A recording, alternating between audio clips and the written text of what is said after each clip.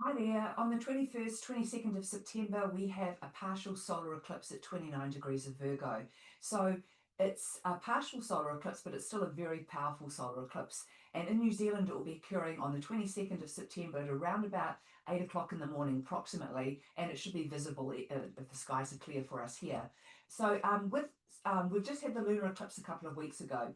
So lunar eclipses tend to signify endings in our lives and things that we need to put an end to, a door that needs to be closed, something we need to walk away from.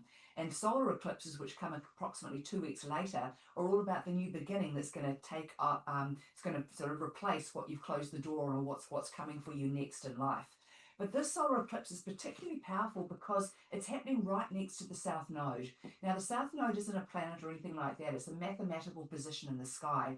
And so the South Node in astrology represents what you've already mastered, where you've come from, the past life, the past experience, the past knowledge and learning.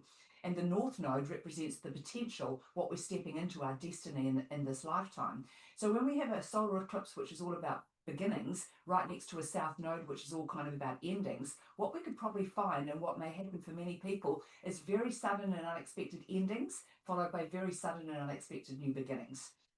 So it's really about, moving on from what is not working for you in life. And this is where, the universe steps in when there's an eclipse season and offers us that extra bit of assistance, that extra push to get us over the line. Now, with Virgo energy, this is a solar eclipse in Virgo, so we need to look at the energy of Virgo. So Virgo can be a very controlling sign of the zodiac. It's very structured, it's very down to earth, it's very practical, but it has a huge fear of failure. So with this Virgo energy, one of the things that we're probably going to notice is you're going to be made more aware of the habits and the rituals and the practices that you have in your life on a daily basis. And you're going to be asked whether these are still working for you. So what happens often we get stuck and we think, oh, every morning I must meditate. But what you might find that every morning you might not have the time to meditate, and so it becomes a stressful thing that I haven't got time to do this. I've got to do it really fast, or I've got to try and squeeze it in. I've got to get up 2 hours earlier to be able to do it. So that practice, that ritual that you think is bringing good things into your life and helping you and all the rest of it, is actually becoming something stressful for you. So at the time, I sort of feel this is something that could be quite relevant at the time of this eclipse. It's making us very aware of those habits, those rituals, those things we have in our lives, and to question them. Do we actually still need to be practicing that in that way? And I talked before about things ending. So with the Virgo energy of this eclipse, things that may need to end may just not necessarily mean that the door needs to be closed on them and everything needs to be thrown out the back door, but it's more about things need to be upgraded in some way. So if something isn't working in your life and you think it's not having a positive effect on you, you don't necessarily have to throw it out. You can actually look to, how can I upgrade this? How can I step into this to make it work for me? To make it better than what it was before. And it's all about evolving. It's like being stuck in your comfort zone. If you stay there too long, although it can feel comfortable, it starts to become uncomfortable because you're not able to grow. And when we allow ourselves to step out of rituals or things that we think we have to do on a daily basis, or things that we feel we're obligated or destined to do in some way, but we're aware aren't actually making us happy or bringing improvement into our lives, we've got to look at what we can change there. And so with the meditation thing, maybe all you need to do, if we use that as an example, all you need to do is maybe change that practice to the evening where you've got the time, or, create meditations or create some other type of ritual that you can do within that space of time so you don't feel stressed about it. I mean, it's not necessarily we have to throw everything out that isn't working, because a lot of things in our lives just aren't working because we haven't upgraded them. We haven't stepped into a higher version of ourselves or a higher version of what we're doing so that we can find the joy, the liberation, and the freedom, and actually not being so confined and stuck to what you do. So we're really being asked at the time of this eclipse to readjust and reimagine what you want to do. Now, this eclipse will be forming a very strong opposition with Saturn in retrograde in Pisces, and Neptune in retrograde in Aries. So they're both about a degree away from each other on the opposing side of the zodiac from this Virgo new moon and eclipse. And so what that means is that once again we're being asked, what is your dream? What do you want? What is your highest ideal? What do you want to get off the ground? And how can you create the structure, the growing platform, the foundation that this can happen from? So that's going to come up a lot for review too. So again, we're looking at how can we step into a better version of ourselves? How can we do all those things and be all those things we want to be that are for the highest good of all concerned, and in particular for the highest good of ourselves. And of course, one of the things to also be very aware of Virgo energy and where it can keep us stuck is that it has a huge fear of failure. So that's another way where we can become very stuck in life, is we don't want to move out of something because we don't know what's going to replace it. And even if we do know what's going to replace us, we don't know if we're going to be any good at it.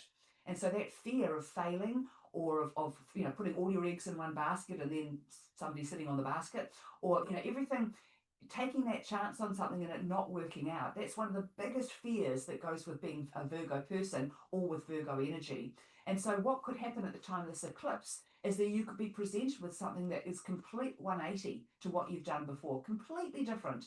But if the universe is presenting it to you, it's presenting it to you for a reason. So at the very least, look at what's being presented to you. You don't have to grab everything that's coming your way. And, often, because Uranus, of course, is involved in all of this as well, and he's always bringing the curveballs in. So it really is about, being aware of what's coming your way and feeling into it. Does this work for me?